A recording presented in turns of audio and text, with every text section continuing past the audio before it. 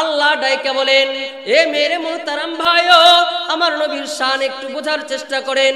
আল্লাহ তাআলা বলেন, ও গো নবীজি, আপনাকে তো আরো নাম দিতে মন চায়, আপনাকে রাসূল নাম দিতে মন চায়। আল্লাহ তাআলা বলেন, মা কানা মুহাম্মাদুন আবা আহাদিম মির রিজালিকুম ওয়ালাকিন রাসূলুল্লাহ ওয়া খাতামান নবিয়্যিন। আল্লাহ তাআলা বলেন, আমার নবীজি শেষ নবী, আমার নবীর পরে আর কোন নবী আসবে না। কিন্তু মেরে মুহতারাম ভাইও, আল্লাহ বলেন নবীর পর আর কোন নবী আসবে না, কিন্তু আমরা মুসলমান আরো নবী মানি। কথা বলেন ঠিক কিনা? আমরা মুহাম্মদ সাল্লাল্লাহু আলাইহি ওয়াসাল্লাম ছাড়া আরো নবী মানি কিনা? মানি। বিশ্বাস করবেন কিনা জানি না।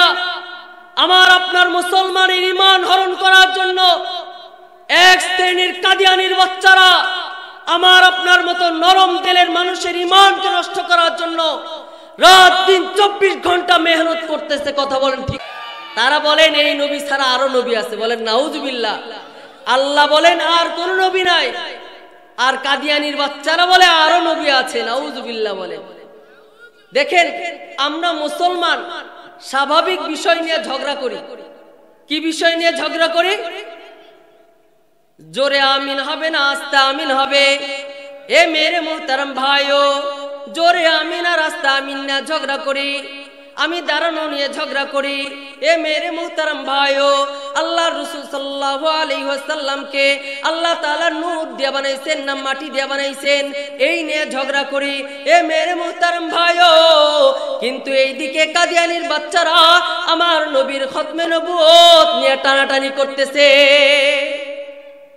আমি আপনি ঝগড়া করতেছি রাসূল নূরের তৈরি না মাটির তৈরি, আর এদিকে আমার নবীর খতম নবুয়ত নিয়ে চলে যাচ্ছে, নবীর চেয়ার পর্যন্ত তারা টেনে হিস্টে নিয়ে যাচ্ছে।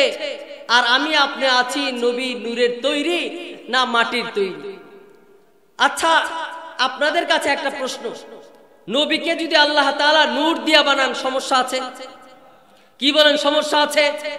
আল্লাহ যদি নবীকে মাটি দিয়া বানায় সমস্যা আছে? আল্লাহ যদি তার হাবিবকে পানি দিয়া বানায় সমস্যা আছে? পানি দিয়ে বানালেও সমস্যা নাই। এটা তো আমার মূল বিষয় না। আমার মূল বিষয় হলো রাসূলের আদর্শ আমার মধ্যে আছে কি নাই, এটা হচ্ছে মূল বিষয়। যারা বলেন নূরের তৈরি তাদেরও দলিল আছে, ক্বাদ জাআকুম মিনাল্লাহি নূর। আর যারা বলে মাটির তৈরি তাদেরও দলিল আছে, কুল ইন্নামা আনা বাশারুম মিথলুকুম। দুইটাই দলিল। তাহলে আমরা কোনটা মানব? হে মেরে মুহতারাম ভাইও, আমাদের মাঝখানে একটা জিনিস বুঝতে হবে, রাসূল আমাদের মধ্য থেকে। কারণ আল্লাহ তাআলা বলছেন, লাকাদ জাআকুম রাসূলুম মিন আনফুসিকুম, রাসূল তোমাদের মধ্য থেকে এসেছে। রাসূল আমাদের মধ্য থেকে একজন, কিন্তু আমাদের মতো না। কি বললাম? রাসূল আমাদের মধ্য থেকে একজন, কিন্তু আমাদের মতো না। এবার একটু বোঝেন, রাসূল আমাদের মধ্য থেকে একজন কিভাবে? এ মেরে মুহতারাম ভাইও, দুনিয়াতে আমি আসছি, রাসূলও দুনিয়াতে আসছে। রাসূলও যেভাবে আসছে, আমার আসার প্রক্রিয়াও কিন্তু একই ধরনের। আমিও কিন্তু মায়ের গর্ভে নির্দিষ্ট কয়েকদিন ছিলাম, আমার রাসূলও মায়ের গর্ভে নির্দিষ্ট কয়েকদিন ছিল। আমার আসার প্রক্রিয়া, রাসূলের আসার প্রক্রিয়া একই ধরনের। এ মেরে মুহতারাম ভাইও, আমার রাসূলের খাবার প্রয়োজন, আমারও খাবার প্রয়োজন, আমার ঘুমের প্রয়োজন, আমার রাসূলের ঘুমের প্রয়োজন, আমারও যেমন ঘুমের প্রয়োজন, আমার যেমন বিবাহ শাদীর প্রয়োজন, রাসূলেরও বিবাহ শাদীর প্রয়োজন। আমার যেমন বাথরুমে যাইতে হয়, রাসূলকেও তো বাথরুমে যাইতে হয়। এ মেরে মুহতারাম ভাইও, রাসূল এই দিক থেকে আমাদের মতো, কিন্তু আমাদের মতো নয়। কোন দিক থেকে? এ মেরে মুহতারাম ভাইও, রাসূল যখন গর্ভে আসে, আমিও তো গর্ভে আসছি। আমি যখন আমার মার গর্ভে আসছি, আমার মার পেটটা আস্তে আস্তে বড় হয়েছে।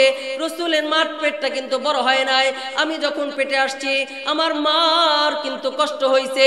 রাসূল যখন আমেনা পেটে গেছে, রাসূলের মার পেটে কিন্তু কোনো কষ্ট হয় নাই। শুধু তাই নয়, রাসূল সাল্লাল্লাহু আলাইহি ওয়াসাল্লাম যখন আমেনার পেটে আসছে, আমেনার শরীর থেকে সুঘ্রাণ বের হওয়া শুরু করছে। এবার চাচা জিজ্ঞেস করে, আবু তালেব জিজ্ঞেস করে, ও বৌমা, কি ব্যাপার কি ব্যাপার? কয়েকদিন আগে ভাতিজা দুনিয়া থেকে বিদায় হয়ে গেল, আজকেই তুমি সুঘ্রাণ ব্যবহার শুরু করছো, তোমার নামে তো বিচার দেয়, তুমি কেন সুঘ্রাণ ব্যবহার করো? এবার আমেনা বলে, ও আব্বাজান, ও চাচা জান, আমি কেন সুঘ্রাণ ব্যবহার করব? বুঝতে পারি না আমার পেটে আমার সন্তান আসার সাথে সাথে আমার শরীর থেকে ঘ্রাণ ছোটা শুরু হয়ে গেছে। এই দিক থেকে আমার আম্মা আমার সাথে পার্থক্য। এ মেরে মুহতারাম ভাইও, আমি যখন গর্ভে আসছি আমার মার কিন্তু সুঘ্রাণ বের হয় না। কি বলেন, সুঘ্রাণ বের হইছে? বরঞ্চ এমন হইছে যে কয়েকদিন যাবত শীতের কারণে আমার নানি বলছে গোসল করা যাবে না, গোসল করলে বাচ্চার নিউমোনিয়া হবে। আমার মা কয়েকদিন গোসল করে নাই, 2 দিন গোসল করে নাই, এর কারণে আমার মার শরীর থেকে দুর্গন্ধ বের হইছে। কথা বলেন ঠিক কিনা? কিন্তু রাসূল যখন পেটে আসে আমেনার শরীর থেকে দুর্গন্ধ নয়, সুঘ্রাণ বের হইতে থাকে। সুবহানাল্লাহ। এই দিক থেকে আলাদা। শুধু তাই নয়, মক্কায় যখন আমেনা কূপের কাছে যান পানি তোলার জন্য, তখন কূপের পানি অটোমেটিক উপর দিকে উঠতে থাকে। সুবহানাল্লাহ বলেন, চিৎকার করে শুনতে চাই সুবহানাল্লাহ। উপর দিকে উঠতে থাকে। নারীরা বলতে থাকে, আমেনা তুই একটু দাঁড়া, তুই যদি চলে যাস পানি আস্তে আস্তে নিচের দিকে নাইমা যাবে, তুই একটু দাঁড়া, আমরা সবাই পানিগুলো আমরা আমাদের বাসনগুলো ভরায় নেই, এরপরে তুই যা। আমেনা বলে, ও চাচা, আমার যখন কূপের কাছে যায় তখন পানিগুলো এমন ভাবে খেলতে থাকে, পানির ভাষা যেমন বুঝায়, আমেনা তোমার পানির দরকার, তুমি আমাকে জানাইলেই তো আমি পানি তোমার ঘরে যায় উপস্থিত হইতাম। এ মেরে মুহতারাম ভাইও, নবীর সাথে আমার পার্থক্য এগুলো। এ মেরে মুহতারাম ভাইও, এই দিক থেকে নবী আমাদের মতো নয়, আরেক দিক থেকে নবী আমাদের মতো, কিন্তু এইটা নিয়ে ঝগড়া করার কোনো বিষয় নয়। আমাদের দেখতে হবে নবীর আদর্শ আমাদের মধ্যে আছে কিনা, এইটা হচ্ছে দেখার বিষয়। কিন্তু এটা না দেখা আমরা ঝগড়া আছি রাসূল নূরের তৈরি না মাটির তৈরি। একই ঘরে 2 ভাই 2 দিকে, এক ভাই বলে রাসূল নূরের তৈরি, আরেক ভাই বলে রাসূল মাটির তৈরি। 2 ভাই আর কোনো কথা বলে না। কথা বলেন ঠিক কিনা? এগুলো সামান্য বিষয়গুলো নিয়ে ঝগড়া বাজায় দেয় শয়তান। কে ঝগড়া বাজায় দেয়? চিৎকার করে বলতে হবে, কে ঝগড়া বাজায় দেয়? শয়তান ঝগড়া বাজায় দেয়। এই জন্য রাসূলের আদর্শ সম্পর্কে আমাদের জানতে হবে। বলতেছিলাম রাসূলের আদর্শ। আল্লাহ তাআলা বলেন, ওগো নবীজি, আপনাকে তো আরো নাম দিতে মন চায়। সুবহানাল্লাহ বলেন। নবী বলে, আমার নাম আর কি দিবেন? আল্লাহ তাআলা বলেন, ওগো নবীজি, আপনাকে নাজির হয়, আপনাকে দাইয়ান ইলাল্লাহ নাম দিতে মন চায়, আপনাকে মুনির নাম দিতে মন চায়। আল্লাহ তাআলা এই 6টা নামকে একত্রিত কইরা কোরআনের আয়াত আল্লাহ তাআলা নাযিল করেন, ইন্না আনজালনাকা শাহিদা ওয়া মুবাশশিরা ওয়া নাযীরা ওয়া দা'iয়ান ইলাল্লাহ ওয়া বিইذনিহি ওয়া সিরাজাম মুনীরা। সুবহানাল্লাহ বলে। এ মেরে মুহতারাম ভাইও, আল্লাহ বলেন, ওগো নবীজি, আপনাকে তো আরো নাম দিতে মন চায়। এবার আল্লাহ তাআলা 3টা নাম দেয়, যে 3টা নামের অর্থ দুনিয়াতে আজ পর্যন্ত কেউ জানে না। আল্লাহ তাআলা বলেন, আপনাকে নাম দিতে মন চায় ইয়াসিন, হামিম, তাহা। সুবহানাল্লাহ। আল্লাহ তাআলা এই 3টা নাম দেয়। এই 3টা নামের অর্থ আজ পর্যন্ত কোনো মুফাসসির করতে পারে নাই। এবার জিজ্ঞেস করবেন, আল্লাহ তাআলা তার রাসূলকে এমন নাম কেন দেয় যে নামের কোনো অর্থ নাই? না না না না, এ মেরে মুহতারাম ভাইও, ভুল বুঝার কোনো সুযোগ নাই। অর্থ নাই এমনটা কিন্তু বলি নাই। কোনো মুফাসসির তরজমা উঠাইতে পারবে না, কোনো মুফাসসিরের অর্থ জানা নাই। কেন জানা নাই? এর মানে কিন্তু এটা না, অর্থ নাই এটা না, বরঞ্চ অর্থ আছে, কিন্তু আল্লাহ তাআলা তার বান্দাদেরকে জানান নাই। তার বান্দাদেরকে এই 3টা অর্থ জানান নাই। কেন জানান নাই? একটু বুঝার জন্য ভালো করে বুঝেন। 2 বন্ধু, খুব ক্লোজ বন্ধু, এবার রাত্রে বেলা যাত্রা দেখতে যাবে, উদাহরণের জন্য বলছি, আবার মনে করি না হুজুর তো যাত্রার কথা বলছে, মনে হয় যাত্রা জায়েজ, কি বলেন? এরকম বুঝছেন কিনা? যাত্রা দেখতে যাবে। এখন এক বন্ধুর বাবা হাজী সাহেব, তার বাবা তো যাত্রা দেখতে দিবে না। এবার দুই বন্ধু বুদ্ধি করলো যে আমি তোর বাড়িতে গিয়ে প্রথমে একটা ঢিল মারবো, যখন একটা ঢিল মারবো তখন বুঝতে পারবি আমি এসেছি, তুই ঘুম থেকে উঠা প্রস্তুতি গ্রহণ করা শুরু করবি। দ্বিতীয় আরেকটা ঢিল মারবো, যখন দ্বিতীয় ঢিল মারবো এর মধ্যে তোর প্রস্তুতি শেষ, তৃতীয় আরেকটা ঢিল মারবো, তখন তুই মনে করবি মদনের চরের মোড়ের মধ্যে গিয়ে আমি তোর জন্য অপেক্ষা করতেছি। এবার বন্ধু আইসা প্রথমে একটা ঢিল মারে, বন্ধুর বোঝা শেষ যে আমার বন্ধু চলে আসছে, সে ঘুম থেকে উঠলো, আরেকটা বন্ধু ঢিল মারলো, বন্ধুর বোঝা শেষ, আমাকে প্রস্তুতি গ্রহণ শেষ করতে হবে। বন্ধু আরেকটা ঢিল মারলো, এবার চিন্তা করলো আমার বন্ধু তো মদনের চোর রাস্তায় গিয়ে আমার জন্য অপেক্ষা করছে, আস্তে করে দরজাটা খুলে বাস দৌড়। এ মেরে মোহতারাম ভাই, ও ভালো করে বোঝার জন্য চেষ্টা করবেন। বলেন তো প্রথম ঢেলের অর্থ কি মা বাবা বুঝছে? প্রথম ঢেলের অর্থ কি মা বাবা বুঝছে? দ্বিতীয় ঢেলের অর্থ কি মা বাবা বুঝছে? দ্বিতীয় ঢেলের অর্থ কি মা বাবা বুঝছে? না না না না, কেন বোঝে না? কেন বোঝে না?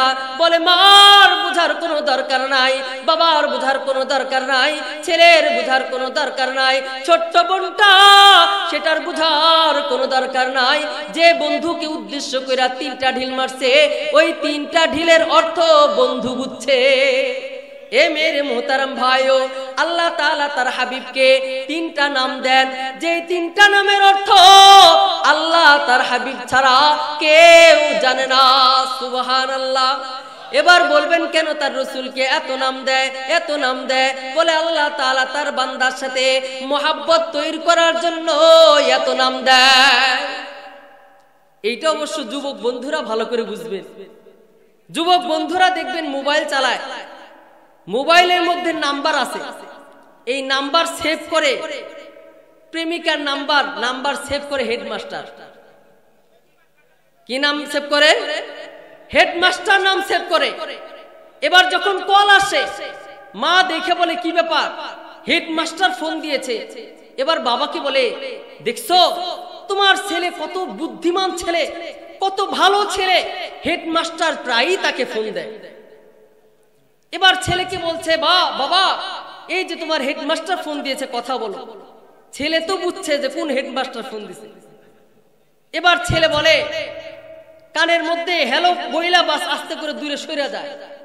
মা বলে তোর হেডমাস্টারের সাথে আমি একটু কথা বলবো, আমার একদিন একটু কথা বলার সুযোগ করে দে। এবার যখন দূরে সরে কথা বলে, মা বলে কি ব্যাপার, হেডমাস্টার ফোন দিয়েছে, আমি একটু কথা বলবো, আমার কথা বলার সুযোগ দিস না, খালি দূরে গিয়ে কথা বলে, ব্যাপারটা কি?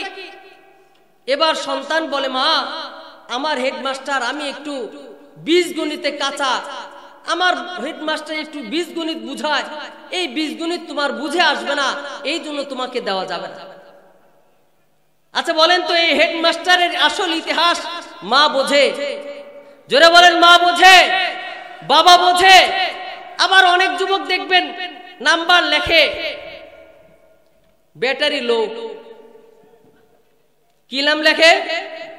প্রেমিকার নাম লেখে ব্যাটারি লো। যখন ব্যাটারি লো ভাইসা ওঠে, মা বলে তুই কয়েকদিন আগে 20,000 টাকা দিয়ে ফোন কিনলি, এত খারাপ মোবাইল কিনলি কেন? 2 দিন পর পর খালি ব্যাটারি লো ওঠে। দেখেন আপনারা চিন্তা করেন না, যারা যুবক বন্ধু আছেন যে হুজুর নাম্বার সেভ করা হুজুর শিখিয়ে দিয়ে গেল নাকি, এইটা ভাববেন না। এ মেরে মুহতারাম ভাইও ভালো করে বোঝার জন্য বলছি, আমার রাসূলকে আল্লাহ তাআলা এমন এমন কিছু নাম দেন যেগুলো নামের অর্থ আল্লাহ তাআলা কোনো বান্দাকে বুঝায় না। আজকে তো আমার যুব সমাজ আজকে যে আয়োজন করেছেন, চমৎকার একটা আয়োজন করেছেন। আজকে তো এই যুবকদের যাত্রা প্যান্ডেলের যে আয়োজন করার কথা ছিল, আজকে তো গানের আয়োজন করার কথা ছিল, কিন্তু গানের আয়োজন বাদ দিয়ে যুবকরা যখন ইসলামের সম্মেলনের আয়োজন করেন, এই জিনিসটা আপনাদের ভালো লাগে না খারাপ লাগে?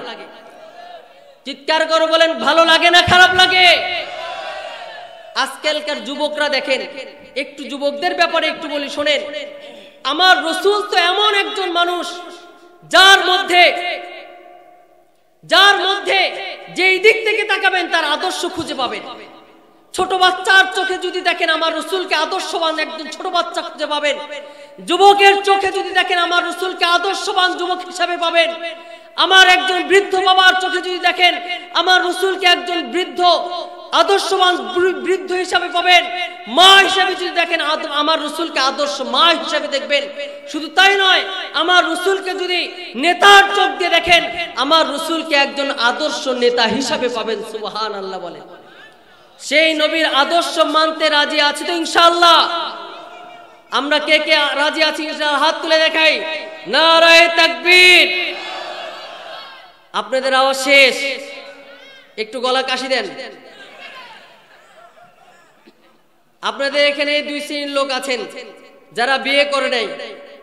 আমি নারায়ে তাকবীর দেব, তা যারা বিয়ে করে নাই তারা পরে দিবেন, যারা বিবাহিত তারা আল্লাহু আকবার বলবেন। নারায়ে তাকবীর। দেখেন বৃদ্ধ বাবাদের সহযোগিতা করার জন্য পিচ্চি বলা বানানো হয়েছে। আরেকবার সুযোগ দিচ্ছি, নারায়ে তাকবীর।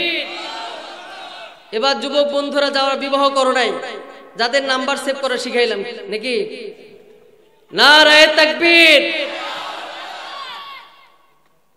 যদিও আওয়াজ এদের বেশি হয়েছে, তারপরেও আমি বিবাহদের পক্ষে। কারণ কি জানেন, আমি নিজেই বিবাহিত। আজকে থেকে রাসূলের আদর্শ গ্রহণ করবেন তো ইনশাআল্লাহ? শুধু মাহফিল করলে আপনাদের এটাই সার্থকতা নয়। আপনাদের যদি প্রত্যেকটা যুবক যদি 5 ওয়াক্ত নামাজি হন, প্রত্যেকটা যুবক যদি নেশা বাদ দিয়ে প্রত্যেকটা যুবক মসজিদ মুখী হবেন, প্রত্যেকটা যুবক মাহফিল মুখী হবেন, যদি করতে পারেন ইয়াবা ছাড়বেন, সমস্ত সিগারেট ছাড়বেন, গাঁজা ছাড়বেন, সমস্ত নেশাদ্রব্যগুলো ছেড়ে দিবেন, আর টুনির পিছনে ঘোড়া ছেড়ে দিবেন, ছাড়তে পারবেন তো ইনশাআল্লাহ? যুবকরা গান গায়, ও টুনির মা তোমার টুনি কথা মানে না। টুনির মা টুনি কথা মানে না, আপনার সমস্যা কি? আপনার কাজ হলো নবীর আদর্শ সমাজে বাস্তবায়ন করা। পারবেন তো ইনশাআল্লাহ?